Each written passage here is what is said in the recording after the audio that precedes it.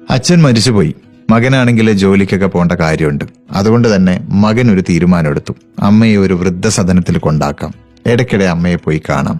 അങ്ങനെ തീരുമാനിച്ച് അമ്മയെ വൃദ്ധസദനത്തിൽ കൊണ്ടാക്കി മകൻ മകന്റെ ജോലിയും ജീവിതവുമായിട്ട് മുന്നോട്ട് പോയി തുടങ്ങി.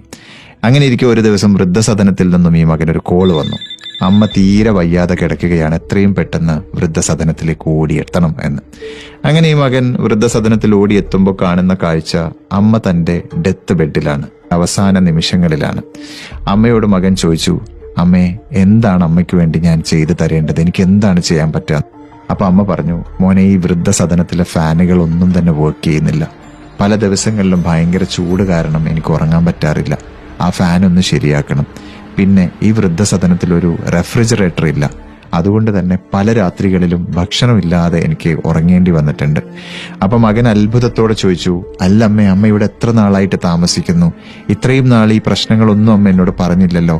അമ്മ ഈ ലോകത്തുനിന്ന് വിട പറയാൻ പോകുമ്പോഴാണല്ലോ ഇതെന്നോട് പറയുന്നതെന്ന്. അപ്പൊ അമ്മ പറഞ്ഞു, എനിക്ക് ഈ വേദനയും ചൂടും വിശപ്പും ഒന്നും ഒരു പ്രശ്നമല്ല, എനിക്ക് അതൊക്കെ മാനേജ് ചെയ്യാൻ പറ്റും. പക്ഷെ നാളെ നിന്റെ മക്കൾ നിന്നെ ഇവിടെ കൊണ്ടുവിടുമ്പോ നിനക്കതൊന്നും സഹിക്കാൻ പറ്റിയെന്ന് വരില്ല.